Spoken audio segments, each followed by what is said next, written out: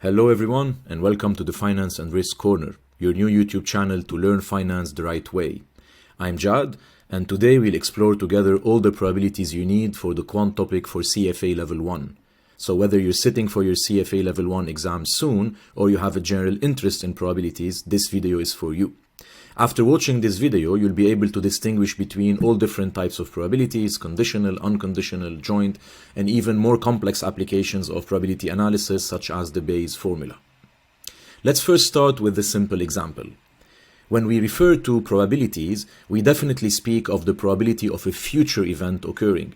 However, if we learn how to study historical events, how to study experiments that already occurred, we will understand how the probability for future events is actually derived from history and from past behavior.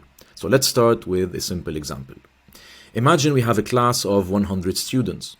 So we know that 70% of those students studied more than 300 hours, 30% of those students studied less than 300 hours. So those students were surveyed after they sat for their exams and also after they got their results, whether they passed or they failed. So again, we know that 70% of them studied more than 300 hours and 30% of them studied less than 300 hours. Now let's zoom in only on those students who studied more than 300 hours. We find out that 80% of those actually passed the exam, whereas 20% of those, despite putting on 300 hours of study, they actually failed the exam. Now, zooming in on those students that studied less than 300 hours, we find out that 10% of those passed the exam, so they were a bit lucky. 90% of those logically failed the exam because they studied less than the typical required amount of time that is needed to successfully prepare for CFA exams. So if we look at this class of 100 students, this experiment already occurred. Now, how can we use probabilities in this particular context? So imagine we randomly pick a student out of those 100 students and we ask the question, what's the probability that this student studied more than 300 hours? Or what's the probability that this student passed the exam? What's the probability that this student both studied less than 300 hours and passed the exam? What's the probability of passing the exam given that you studied more than 300 hours? So after watching this video, those questions will be extremely simple, hopefully. Now look at the example again. Out of those 100 students, we know that 70% of them studied more than 300 hours. We will use the letters M to say more than 300 hours and L to mean less than 300 hours of study. Now, if we look at a student randomly, if we pick a student randomly out of those 100 students and we ask you the question, what's the probability that this student studied more than 300 hours? Your natural answer should be 70%. Why? Because we know for a fact that 70% of all students studied more than 300 hours. This is an unconditional probability. It is very important for you as CFA Level I candidates or in general to understand the differences between unconditional probabilities, conditional and joint probabilities. An unconditional probability is the probability for an event occurring irrespective of any other event occurring or not. In other simpler words, this is the probability of an event occurring with absolutely no additional information that you can build on. Contrast the question, what's the probability if we pick a student randomly to find out that this student studied more than 300 hours? Again, contrast this question with, what's the probability of studying more than 300 hours if the student has a full-time job or if the student has a part-time job? In that case, we are giving you an additional information. Whereas when we say, what's the probability of studying more than 300 hours and we stop, with absolutely no additional information, this is an unconditional probability. Now, if you look at the 30%, it is also an unconditional probability. That's the probability of studying less than 300 hours. Again, if you pick a student randomly, you would find out that the chances that this student is among those who studied less than 300 hours is 30%. The difference with a conditional probability is that a conditional probability is the probability of an event occurring knowing that another event occurred or not. So we will be giving you an additional piece of information, and the probability of a particular event, if it's conditional, it means that it's the probability for that event occurring given that something else already happened, given another piece of information. All the probabilities highlighted in red on the probability diagram, the probability tree, are conditional probabilities. Let's look at the 80%. The probability of passing the exam, given that you are among those who studied more than 300 hours, is 80%. Note the given that you studied more than 300 hours. This allows you to refine your answer because you now know that you're discussing the probability of passing, not in general, but only given that the student studied more than 300 hours. Consider the 10%.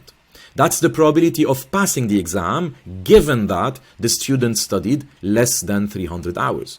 It is written in this form, the probability of passing given. This symbolizes given that the student studied less than 300 hours. On the exam, you could look for words such as given, knowing that, noting that, if. So what's the probability of passing if you studied less than 300 hours? Again, the distinction is quite clear. An unconditional probability is the probability for an event happening with absolutely no other further information. A conditional probability is the probability for an event happening knowing that another event already occurred. And this other event will allow you to refine your probability estimate. So the probability of passing, given that you studied more than 300 hours, is 80%. The probability of passing, given that you studied less than 300 hours, is only 10%. All those probabilities highlighted in red are conditional probabilities. Now, what is a joint probability? A joint probability is the probability for two events happening at the same time, together. So, for example, if we pick a student randomly, what is the probability that we find out that this student is among those who studied more than 300 hours and passed the exam? Both. So what's the probability that this student that we picked, again, randomly, is among those who studied more than 300 hours and actually passed the exam? So to come up with the probability of studying more than 300 hours and passing the exam, to find out a student that satisfies both conditions, first, the student must come from the subgroup who studied more than 300 hours. And then this would be adjusted by the probability of passing given that you come from this subgroup. Hence this formula that you should not memorize, of course, you should understand. Math is a language. So the probability of studying for more than 300 hours and passing the exam, to do both, first you must be among those who studied. This is more than 300 hours. This is 70% of the class. And then, given that you are among those who actually studied more than 300 hours, you have to be among those who passed. That's the 80% of the 70%. So by multiplying those two, you get an answer of 56%, which represents the probability, if you pick a student randomly, to find out that this student both studied more than 300 hours and passed the exam. So this is the probability of doing both. Now, this is called a joint probability. As I mentioned, it's the probability of two events happening together. If you follow the same logic and you multiply 70 by 20, you get the probability for a student to have both studied more than 300 hours and failed the exam. Now, multiplying 30 by 10, 3% of the class actually studied less than 300 hours and passed the exam. So if those are 100 students, then only 3 students out of the 100 would actually belong to this particular box. This particular category, where you have inside that category all those who studied less than 300 hours and actually passed their exams. Now finally, multiplying 30 by 90 gives you 97%. This is the category of students that who studied less than 300 hours and failed the exam. So among those 100 students, you would find 27 individuals, 27 students that belong to this category. Now, of course, if you sum all the joint probabilities, you must get 100%. And this is something that you could use on the exam or in real life to make sure that there are no mathematical mistakes. And why should those always sum to 100%? Because those 4 categories, and this is something that you will encounter while you study, are said to be mutually exclusive, which means that a student that belongs to this category, highlighted in yellow, cannot at the same time belong to this category, highlighted in purple, right? Because as a student, this student either studied and passed or studied and failed. So those 4 categories are mutually exclusive. You cannot, as a student, belong to more than one category at the same time. So mutually exclusive. They are also said to be collectively exhaustive, which means that together those 4 categories actually describe all the possible states of the world. You cannot think of any 5th scenario beyond those 4 categories. You must belong to one of those 4 categories, in addition to not being able to belong to more than one at once. But you must belong to one of those 4. You either studied and passed, or studied and failed, or you studied less than 300 hours and passed, or studied less than 300 hours and failed. You cannot belong to a 5th category, so they are collectively exhaustive. Together, collectively, they describe all the possibilities that could actually happen. So whenever you have mutually exclusive, collectively exhaustive categories, the probability must sum to 1 because they describe everything that can happen and they include all 100 students. This is something that is important to note. So what have we covered so far? So far we are familiar with unconditional probabilities. We also know what conditional probabilities are. And we just covered joint probabilities. Now let's complicate things a bit more, slightly. So what if you are asked, what's the probability of passing the exam? This is a question that the answer of which is an unconditional probability. We said, what's the probability of passing the exam in general?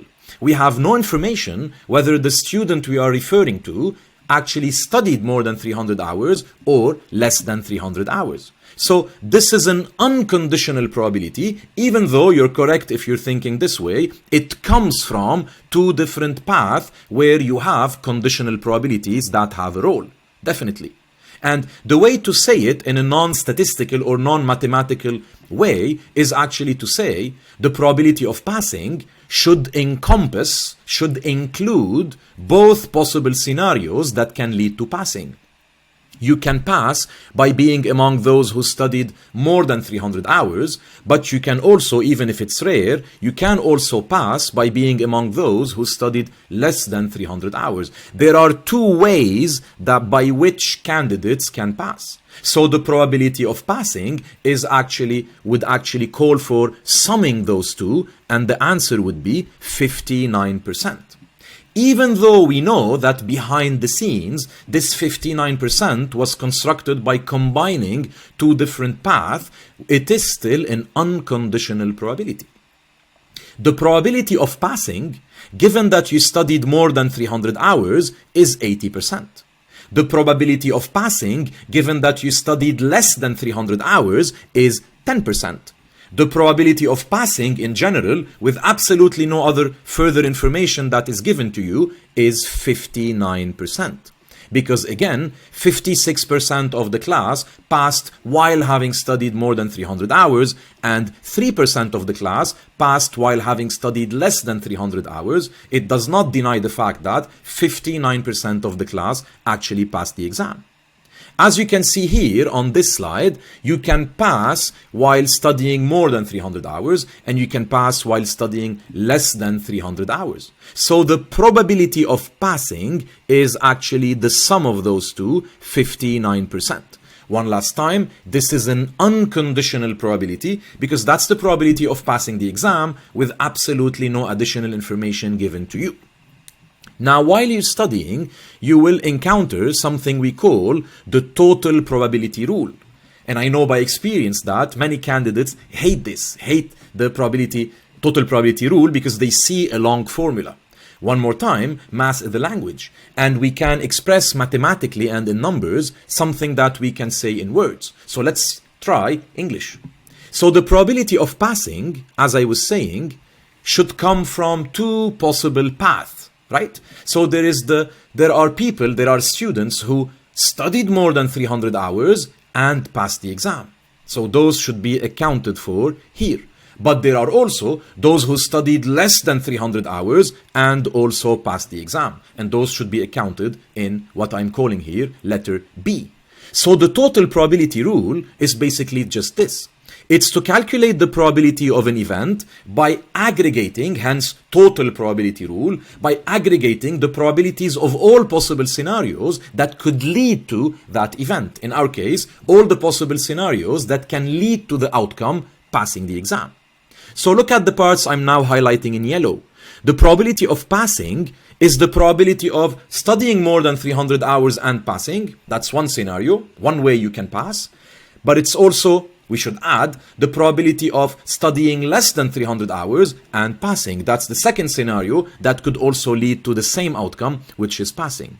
The rest is old news, because the probability of studying more than 300 hours and passing is the probability of studying more than 300 hours multiplied by the probability of passing, given that you studied more than 300 hours. Same logic, the probability of studying less than 300 hours and passing the exam is the probability of studying less than 300 hours multiplied by the probability of passing the exam, given that you studied less than 300 hours. And not surprisingly, this is equal to 59%. You're basically aggregating 56 and 3, knowing that the 56 comes from the product of 70 and 80, while the 3 comes from the product of 30 and 10. This is very simply the total probability rule. One last time, it calculates the probability of an event happening by aggregating across the probabilities of all possible scenarios that could lead to that outcome happening. In our case, one more time, it's the probability of passing. So what do we know so far? We did a nice progress, and I hope that for those who hate probabilities, for those who think of them as abstract things, with this example you are able to understand why those probabilities are what they are. So far we know the difference between unconditional probabilities, the probability of studying more or less than 300 hours with absolutely no other information given. We know conditional probabilities. This is the probability of passing the exam, given that you are among those who studied, and that's 80%. If I know that you are among those who studied, then the probability of passing the exam is 80. Remember that an unconditional probability is also the probability of passing, even though it is calculated as the sum of the products of 70 and 80 and 30 and 10, like we did in the previous slide for the total probability rule. It is still an unconditional probability because no further information is given. So conditional probabilities are also something that is easy. And then joint probabilities. We also covered this. This is the probability of two events happening at the same time. What's the probability of picking a student randomly to find out that this student is or has studied more than 300 hours and passed the exam? That's 56%. 56 students out of the 100 sit in that category where you only find students who studied more than 300 hours and passed the exam. All right, very important, simple. You guys should understand them and do well on this part on the exam. Now, one thing that we did not cover yet is the probability of OR events. So again, nothing very complex here. So what's the probability if we pick a student randomly to find out that this student either passed the exam or studied for more than 300 hours? And please look here at the question, it's a bit different. So what's the probability of passing the exam or studying more than 300 hours? So if the student passed, we count them. If the student studied more than 300 hours, we should count them. And if the student did both, pass and study more than 300 hours, we should also count them. So this is the probability of OR events, the probability that either event A or event B, or maybe both of them, happened at the same time. Definitely it's higher than the probability of the two events happening together, because it also takes into account the probability of either one of those two events actually occurring. So let's take a practical example. We pick a student randomly, and we know nothing, of course, as always. We pick a student randomly and we're asked, what's the probability that this student studied less than 300 hours or passed the exam? So what they want is the probability of L or P. And by formula, it's the probability of L plus the probability of P minus the joint probability. So in our case, the probability of studying less than 300 hours is 30%. The probability of passing, we have answered that question, is 59%. So we need to sum them and then remove, never forget to remove the joint probability, the 3%, for an answer of 86%. Practically speaking, 86% of the class actually either studied less than 300 hours or passed the exam, or both. Now, why do we remove the joint probability? Typically in textbooks, they show you what we call Venn diagrams. Of course, I admit that this is a nice graphical way to understand, to have an insight, an intuition of why do we need to remove the joint probability. So they typically show you two circles, right? So imagine one circle for probability of studying less than 300 hours, which is circle L. So the area for circle L, let's say, is 30. And then they show you circle P, which is the probability of passing, with a 59 total area. But if you look at those circles, they overlap. So if you sum them, there is a 3 that is actually common to both. So if your job was to sum the total areas, right, you would be double counting if you simply say it's 30 plus 59. Because there is a common 3 which refers to the same area, the one I highlighted in red, which is actually one area, not two. So if you don't remove the 3 once, you have actually double counted that 3, and your answer would be over or inflating the actual reality. So Venn diagrams are nice ways to understand why we remove this duplication. But of course, we are in the business of understanding statistically what's going on, so let's also understand how practically this double counting actually occurs. So imagine you want to compute the probability of studying less than 300 hours or passing. So you enter that classroom and you say, all those who studied less than 300 hours, please raise your hand. So you would see 30 hands, right? 30 candidates, 30 students would actually raise their hand because they are answering the question, please, all those who studied less than 300 hours, tell us. Now you say, okay, so lower your hand and I'm going to ask a second question. All those who passed the exam, please raise your hand. And you would see that 59 students raised their hand. But you have to note that when you ask the first question and then you ask the second question, you have 3 students who raised their hand for both questions. Those 3 students raised their hand when you asked the question, who studied less than 300 hours? And then those same 3 students raised their hand the second time when you asked, who passed the exam?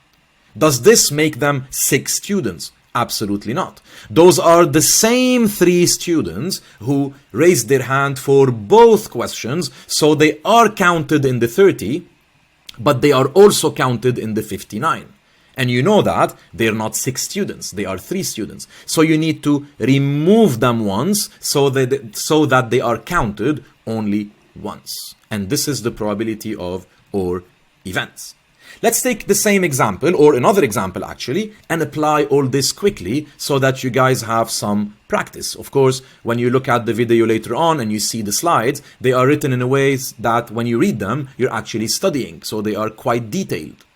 So imagine we have the probability of interest rates increasing being 60%. The probability for the alternative, i.e. interest rates either staying the same or decreasing, is naturally 40. Don't expect them on the exam to give you everything like in a spoon. So if they say 60% is the probability for interest rates going up, and then if they say the alternative, which is interest rates not going up, going down, or staying the same, you naturally know that it's 40%. Now listen carefully. The probability of a recession is 70% if interest rates increase. This is this part. If interest rates increase, then the probability of a recession, denoted R, is 70%. Again, don't expect them to give you everything. You should naturally conclude that the probability of no recession, if interest rates increase, is 30%.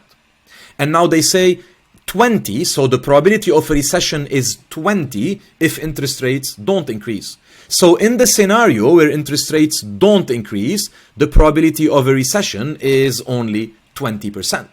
My first advice to you guys is to translate all this given into a probability tree, which is exactly what we did here.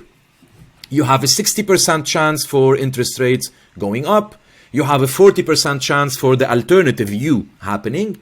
In the case where interest rates go up, you have a 70% chance a recession will occur, 30% chance of no recession.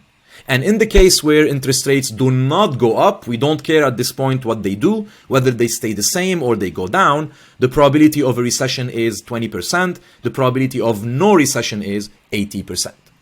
You can now calculate all those joint probabilities that you guys are familiar with.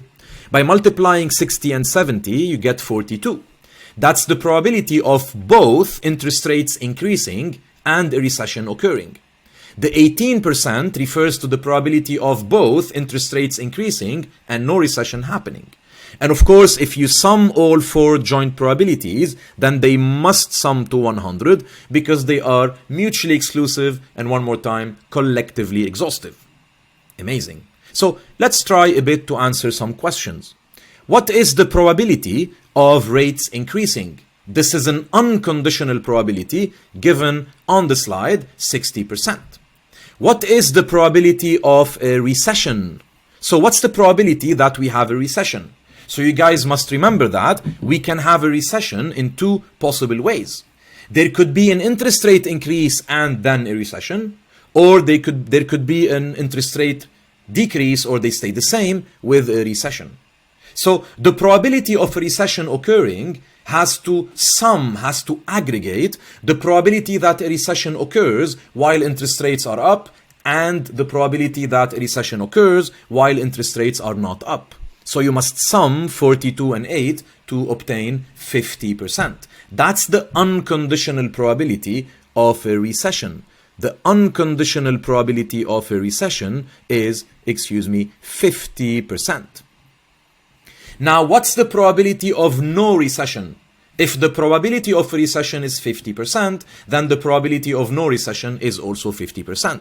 Alternatively, you can go the long way and say a no recession can occur when interest rates go up, but also a no recession can occur when interest rates do not go up. So this is 18 plus 32, which also, not surprisingly, sums to 50.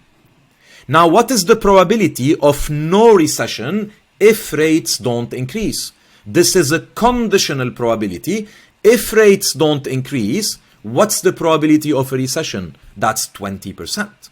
Easy and straightforward. What is the probability of a recession given that rates did not increase?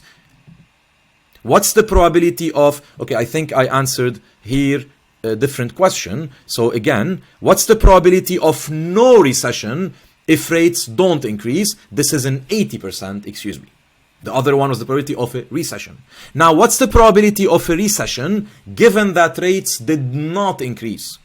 If rates did not increase, this is where you are. So what's the probability of a recession? That's 20%. So easy to use. And then what's the probability of both observing that interest rates went up and no recession? That's an and probability. That's 80%. The probability of both an interest rate increase and no recession is 18%. Now let us look at the final question. What is the probability of a rate increase given that a recession occurred? So what's the probability of a rate increase given that a recession occurred? You have to recognize that this question is very different from the previous two. In this question, they are asking for the probability of no recession given that rates did not increase. I want you to focus on the given part. They are giving you information about the root. They are telling you whether interest rates actually increased or not, and then they are asking you for the probability of a conclusion. I have used the words root and conclusion to say that in this example, interest rates going up or down would dictate whether the probability of a recession occurring or not would be higher or lower. Consider the previous example. If you study more than 300 hours or less than 300 hours, this will have an impact on whether you pass or you fail. So there is a natural direction that I want you guys to understand. In the previous example, it was study more or less than 300 hours, and then we see whether you pass or fail. In this particular example now, the idea is we will see whether interest rates will go up or down, and then we'll see how this would impact the recession occurring or not. So I'm looking at this part of the graph or this part of the diagram and referring to it as the root cause. This is what would happen and would cause a recession to occur or not. And I'm looking at this part of the diagram and referring to this as a conclusion. Did a recession occur or not? That's the conclusion. So if you look at those two questions, you would see that in both you are given information about the root, whether interest rates went up or down, and then asked a question about the probability of a conclusion. Did a recession occur or not? Whereas in the final last question here, you are now given information about the conclusion. They are telling you, wait, given that a recession occurred. So you now have information on the conclusion, and you are asked for the probability of a particular root being the cause that led to that conclusion. This is very important, and when the question is framed in this way, it cannot be answered by simply looking at the probability tree and coming up with the number. You could do it later on, but you have first to understand why the question is very different. And to understand why it is different and what to do when the type of question occurs, we need to introduce the Bayes formula. The formula by itself, which is a good news, is very easy. Also, circumventing the use of the formula by finding the solution directly on the tree is also very simple, as I'll show you in a bit. However, what is typically hard on the exam is to recognize that yes, this is a question that needs to be solved by using the Bayes formula. What is hard on the exam, one more time, is not the how. Any candidate can memorize the Bayes formula or memorize how we do it on the tree and then come up with an answer. One more time, the difficulty on the exam is to recognize that, yes, this is a question that can only be solved by the Bayes formula. The idea is to understand when we need to use the Bayes formula versus how. How is simple. So let me lay down a mechanical rule that will be a lifesaver on the exam, because if you follow that rule, it is impossible that you miss that this is a place where you need to use the Bayes formula or not. So one more time, when do we use it? This is the most important part for me, because by experience I know that many candidates, they know the formula, but on the exam they just cannot understand that this is the time to use that formula. Now is the time to use it. Take it out of your toolkit and apply it. So when do we use the Bayes formula?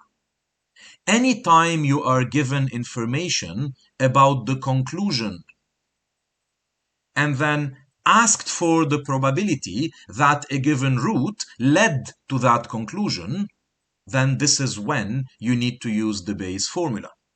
When instead you are given information about the root cause, like in our previous example, knowing that the student studied more than 300 hours. So you are given information on the root, and then you're asked about the conclusion. So what's the probability that the student will pass the exam?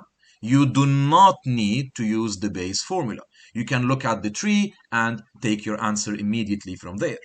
Contrast, please, those two questions one more time. This will make it or break it for you on the exam when it comes to knowing whether now is the time to use the Bayes formula or not. In the question, what's the probability of passing?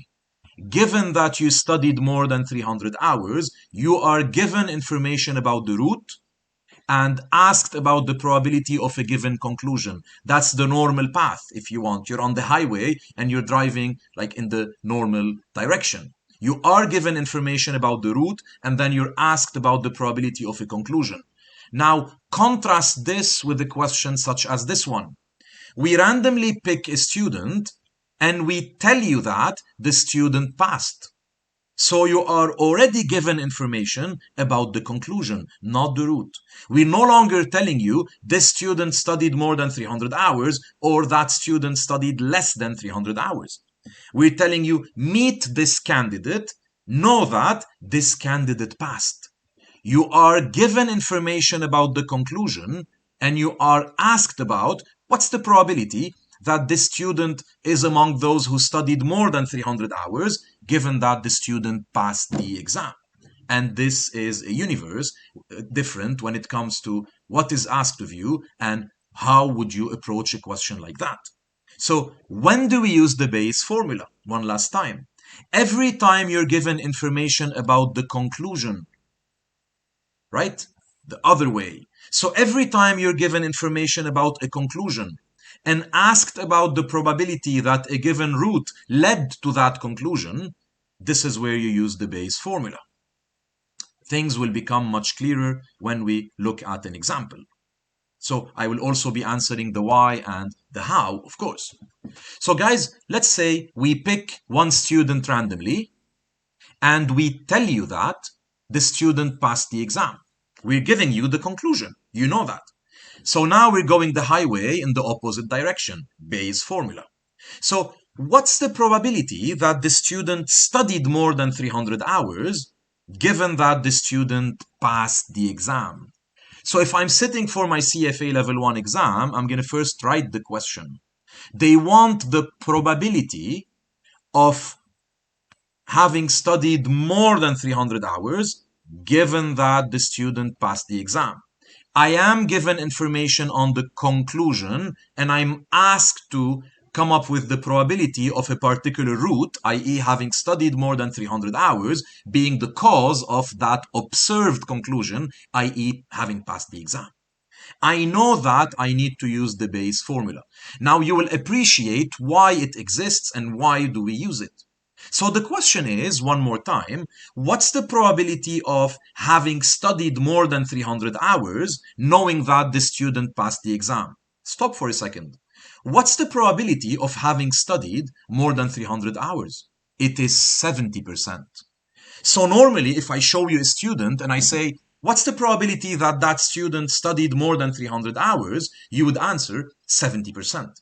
But now I have given you an additional information. I'm saying, wait, before you answer, know that the student passed the exam. I'm going to tell you from the start that the answer is going to be much higher than 70%. Why?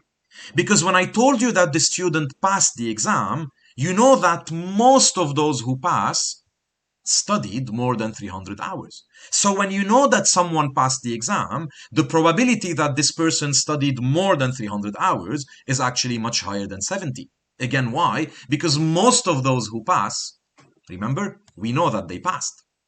Most of those who pass have studied for more than 300 hours. And this is why the Bayes formula is important. We call it updating our probabilities. A nice example, a classical one, would be to think about having two boxes, right? Box A and box B. Now imagine that in box A, you have 999, 999, right? Odd numbers. So basically all numbers are odd numbers except one number which is even. So box A has 999.999k even numbers and it only has one odd number. And then in the second box, box B, it's the opposite case. You only have one even number and then all other numbers are odd numbers. Now listen, if I pick a number randomly and I say, what's the probability that this number is odd? You must answer 50%. Why?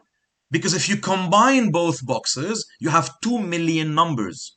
1 million being odd and 1 million being even. So if I just say, what's the probability of picking a number randomly and seeing that this number is odd, you'd answer 50%.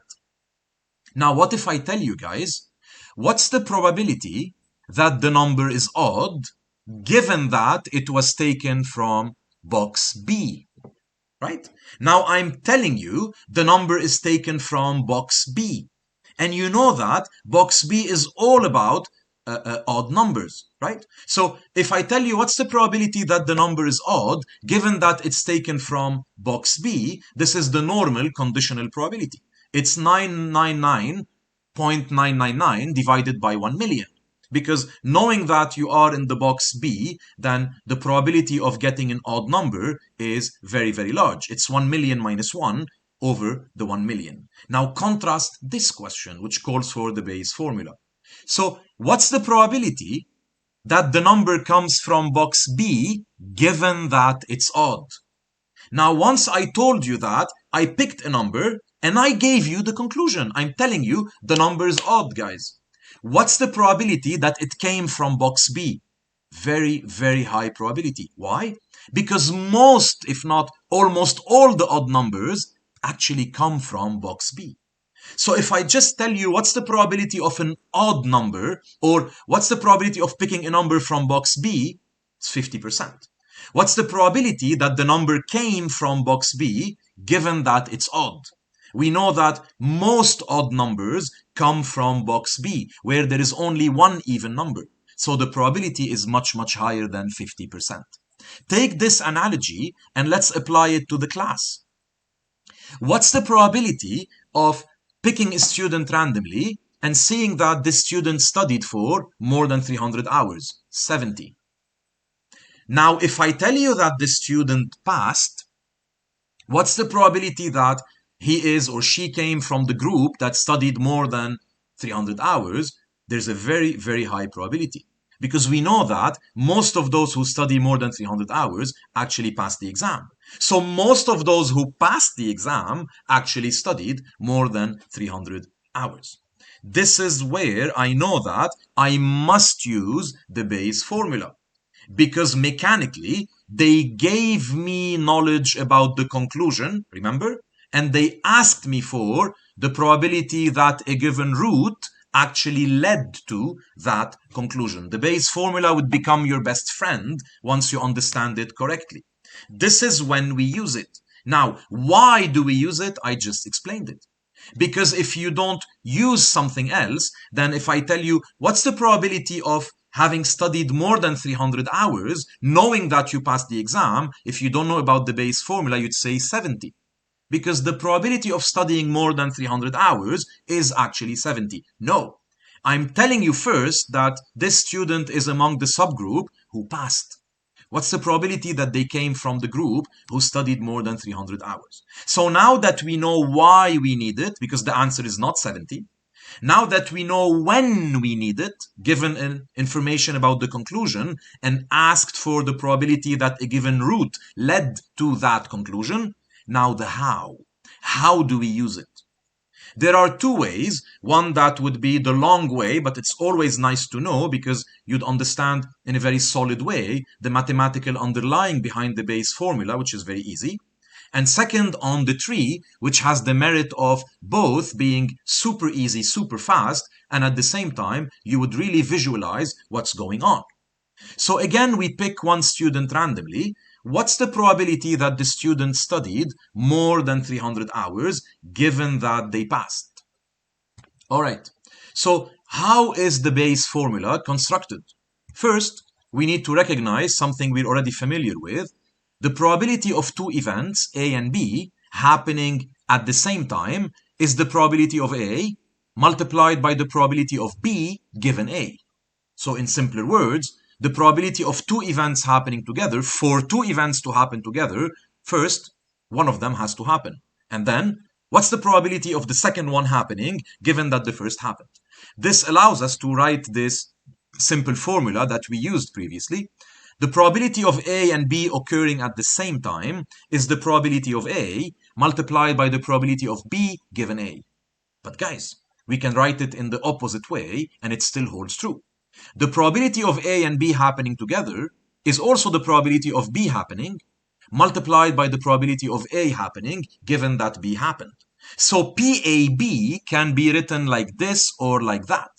Since we're referring to PAB, this means that this is equivalent to this because they both equal PAB.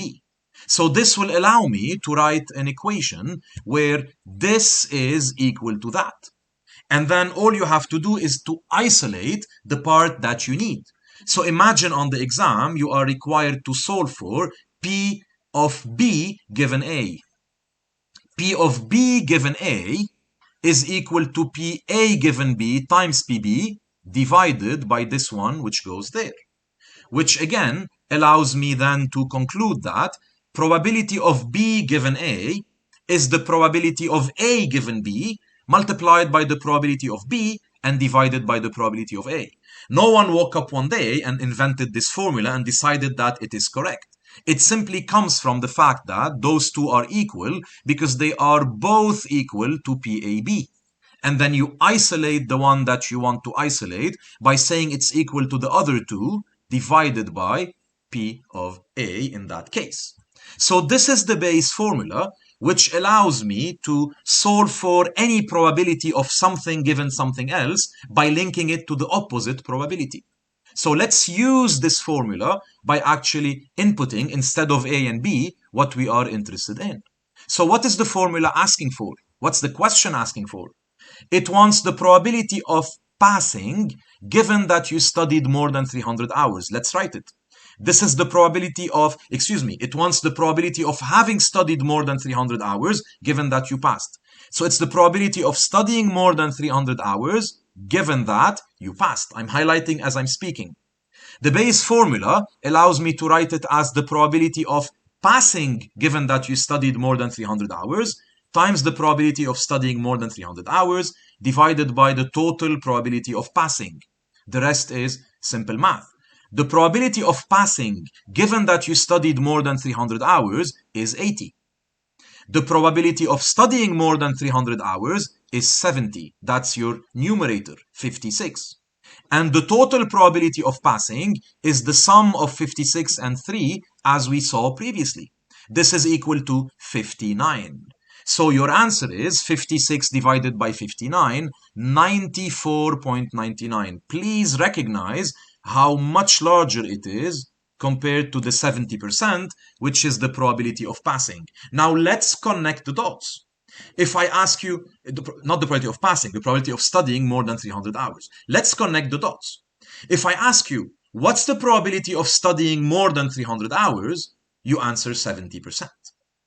If I ask you, what's the probability of studying more than 300 hours given that the candidate passed?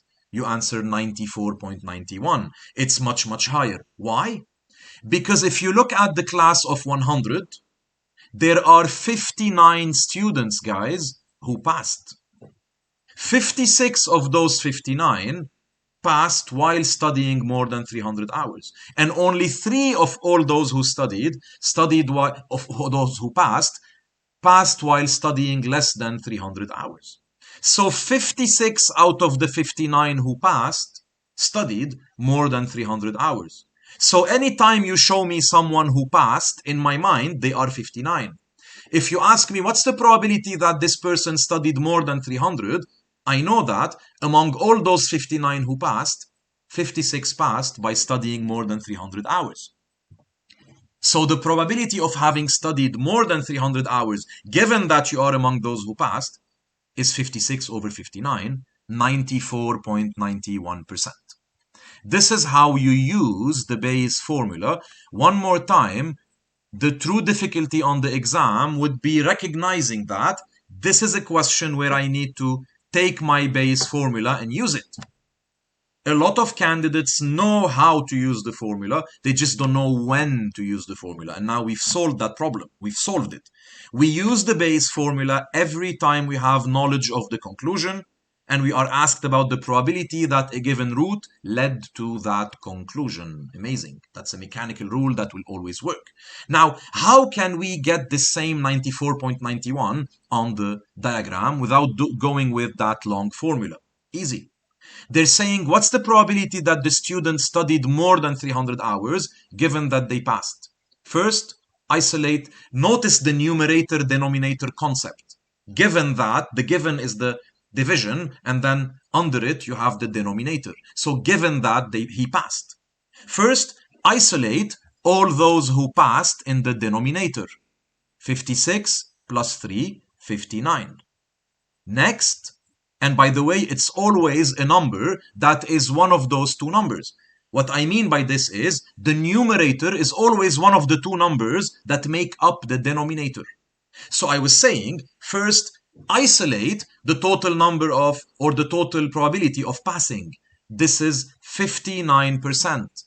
And then please show me how many of those actually studied more than 300 hours. That's 56. So the 56 goes on the numerator. Here you go, you're done. If you solve for this, you get a 94.91 probability. One more time, if you use the idea or if you use the method on the diagram, please remember that the numerator is always one of the two numbers that make up the denominator. Not because I decided so, because the denominator is the group of all those who passed, and the numerator is the subgroup among those who passed who studied more than 300 hours, because this is what the question wants. Now let's take two additional examples to really understand the concept of the Bayes formula and Bayesian analysis. So in the first example, let's assume that there is a disease with 1% of the population actually carrying the disease and 99% completely healthy. And we have a test to check whether an individual carries the disease or not, and this test has a 98% accuracy rate. So let's translate this given into probability trees. So this is the disease. There is a 1% for any individual to actually have the disease. The letter Y means yes, the disease is present. And there's a 99% probability that the individual is completely healthy, i.e. does not carry the disease. Now remember, the test has a 98% accuracy. So in case the individual carries the disease, 98% of the times, the test will correctly catch it and show a positive indicator. But unfortunately, since it is only 98% accurate, 2% of the cases where an individual has the disease, the test will show a negative indication, meaning that it is a false negative. The test shows that the individual does not carry the disease, while the individual actually does. Now, in the 98% cases where the individual is healthy, 98% of the times, that's the accuracy rate of the test, we will have a negative, which is a correct negative, because the test will indicate that a person who correctly does not carry the disease is actually negative. And then you have, unfortunately, 2% of the cases where an individual is healthy and the test will indicate a positive result, and this is a false positive, meaning that the test will show that the individual is actually carrying the disease, while in reality the individual is not. Now, let us work our numbers and come up with joint probabilities like we did earlier. So, in 1% of the cases, the individual will carry the disease, and the test will show a positive signal in 98% of the times. So this has a 0.98% probability. That's the two events occurring together. The individual carries the disease and the test catches it by displaying a positive result. Now, in 2% of the times, you will have a negative result while the individuals actually carry this disease. So 0.02% is the probability of carrying the disease, but the test showing a negative indication or a negative result. And then with the same analogy, we have 198% of the cases where the individual is healthy, but the test incorrectly displays a positive result, and 97.02% of the cases where the individual is healthy and the test correctly shows a negative result. Now let us look at the question and remind ourselves when we use the Bayes formula and how we use it. So a patient tested positive, Remember, they gave us the conclusion. They gave us information about the conclusion, and they asked for the probability that a given route actually led to that conclusion.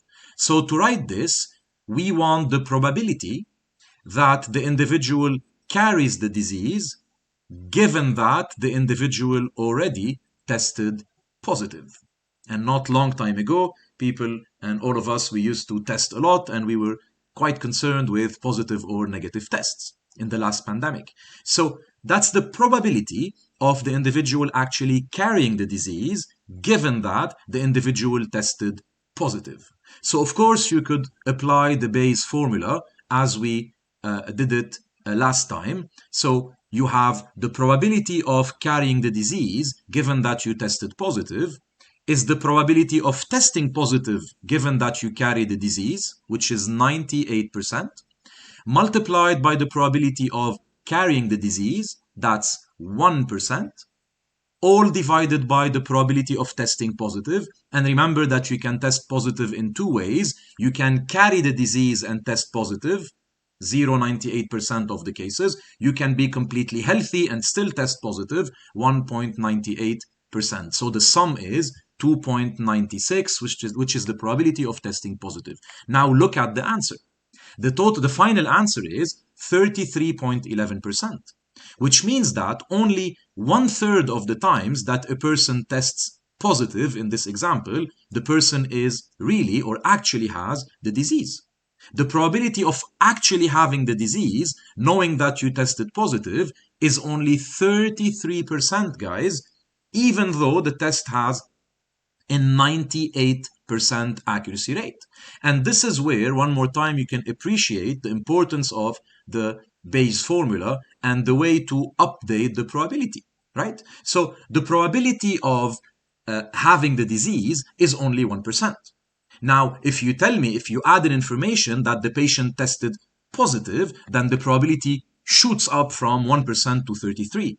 But that's still way lower than the 98% accuracy rate that the test would have.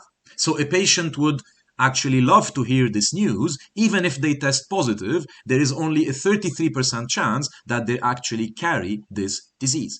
And where does this come from? Before answering where this comes from, let's also try to isolate the answer on a tree. Remember? So I said every time you have a question such as this one, what's the probability of actually carrying the disease knowing that you tested positive? So first you isolate all the cases where we test positive. That's 0.98 plus 1.98, that's 2.96. And then the 2.96 would actually sit in the denominator. And remember that the numerator is one of the two components that led to the 296. So out of those 296 cases where we tested positive, how many of those were actually related to people really carrying the disease? It's 0.98. And it is this 0.98 divided by 296 that would actually give you the 33.11%. So this is clear. We know how to use the Bayes formula. Now, why is the probability much lower than the accuracy rate? And the answer lies here. Remember that the vast majority, a huge percentage of the population, is actually disease-free. So every 100 person you test, guys, there is one who carries the disease and 99 who don't. And because the test has a 98% accuracy and you think that's very high, it is high, but then it means that there is a 2% inaccuracy. This 2% inaccuracy rate is actually hitting a very large number, 99.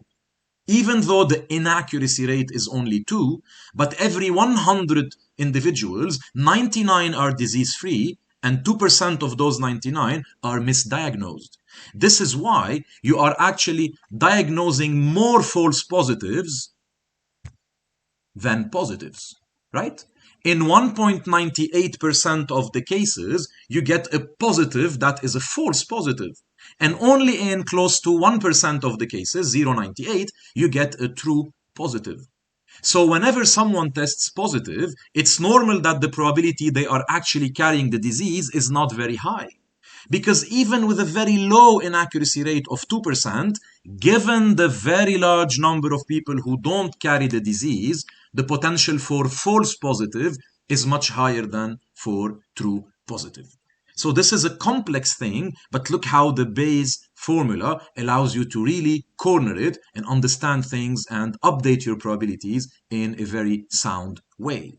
This is very important to understand, and by doing that, you guys will make sure to have all the chances on your side if you have questions on the Bayes formula. Now, a very last example, which is designed in a way to show you a bit the opposite idea. So here, this was something a bit positive in a way, to know that even if someone tests for the disease positive, the probability is only 33% that this person actually has the disease, owing, as I said, to even despite a low inaccuracy rate, which is only 2%, but on a very large population to which this inaccuracy rate applies. Now, in this case, you will have a very high accuracy rate, but it turns out to play in your, it is unfavorable, let's say, to the user, and you'll see why in a second. So imagine this, before I talk about the example here, imagine you hold a stock like in the technology industry, and then you decide that there is another stock in the same industry that would probably outperform it. So a good idea would be to sell the stock that you hold and then reinvest the proceeds in the other stock in the same industry because you believe it's going to do better. So imagine you have stock A in the insurance industry, and then you believe that stock B will outperform it. It would be a good idea to sell stock A and then reinvest the money in stock B. If at the end of the day, stock B really outperforms stock A, you make money.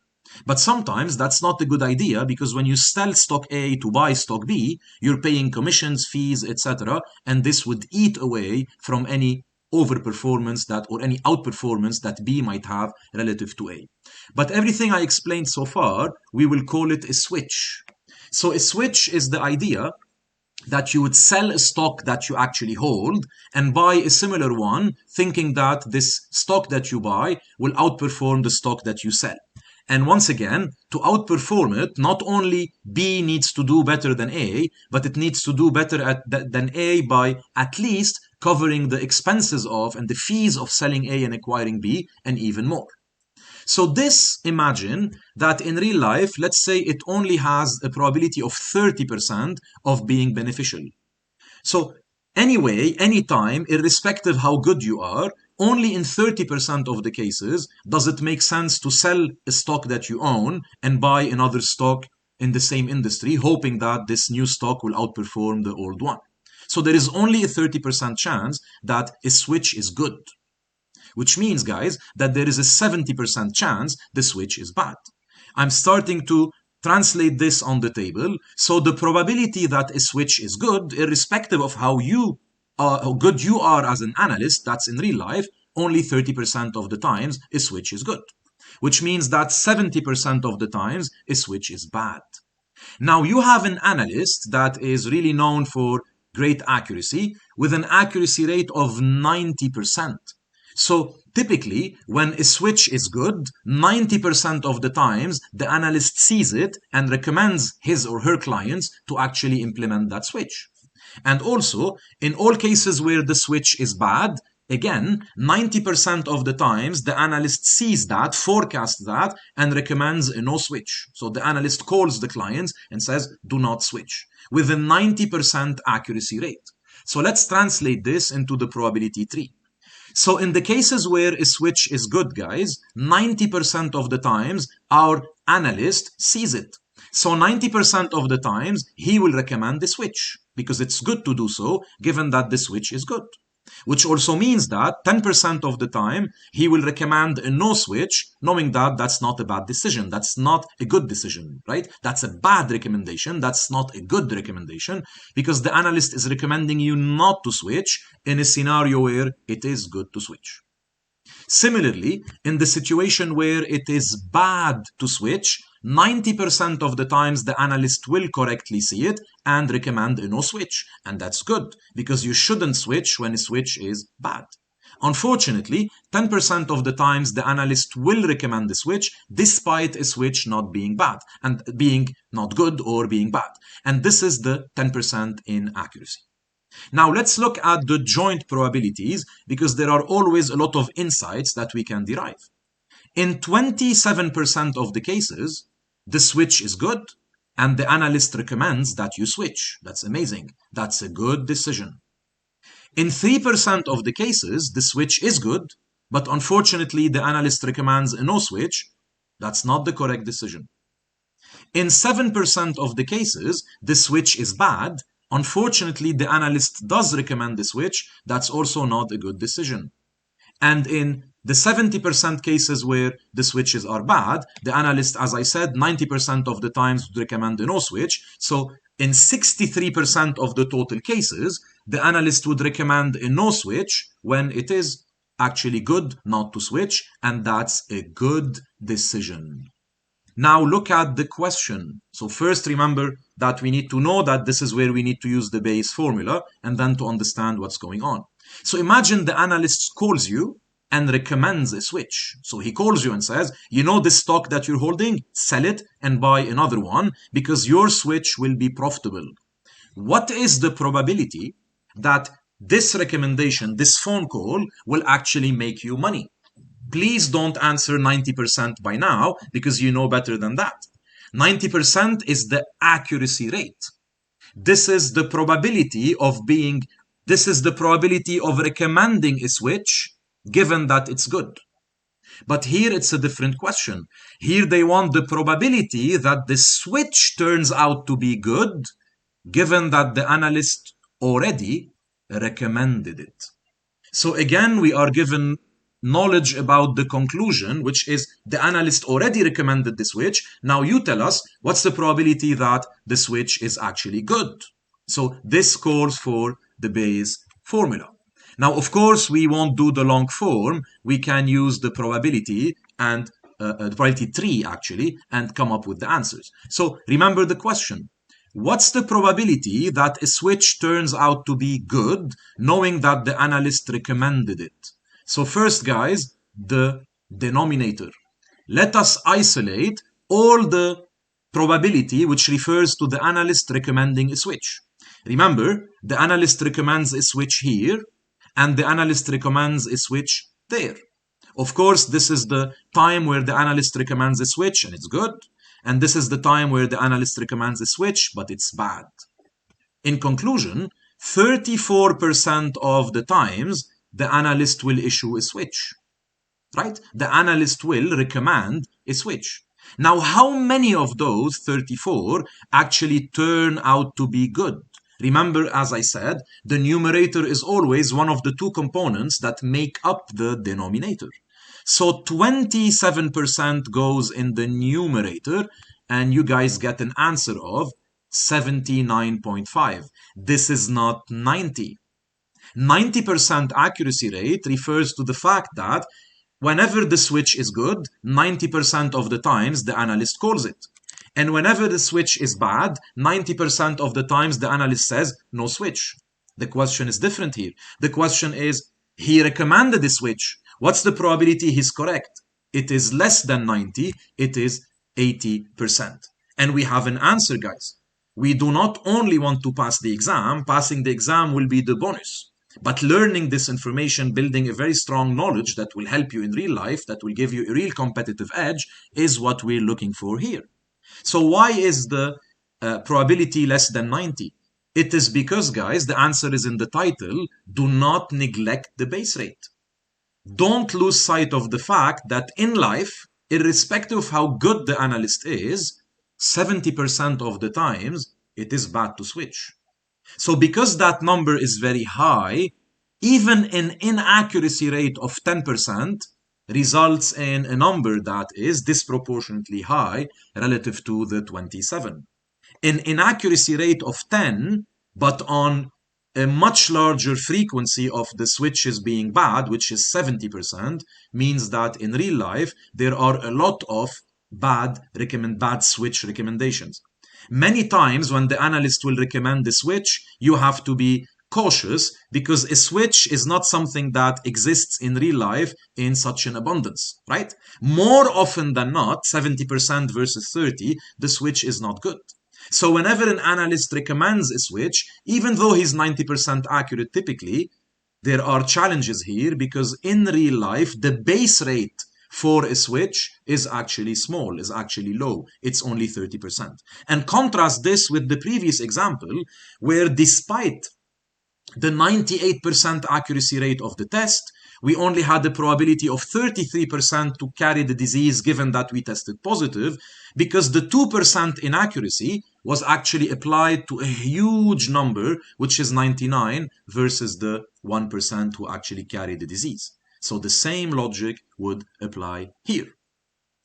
So that's it for us, guys. I hope you enjoyed this video. I hope that after watching it, all those probability concepts, unconditional, conditional, joint probabilities, all probabilities, Bayes formula, when do we use it, how do we use it, on the tree, the formula itself, and most importantly, understand everything that we covered together and not memorize it.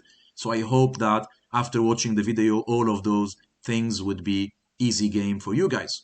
So I will see you soon. Thank you for watching. Thank you for your time. I'll see you soon in a new video to be posted soon on additional topics for the CFA Level 1 exam, which will help you guys study and prepare well your exams, but most importantly, understand and never memorize.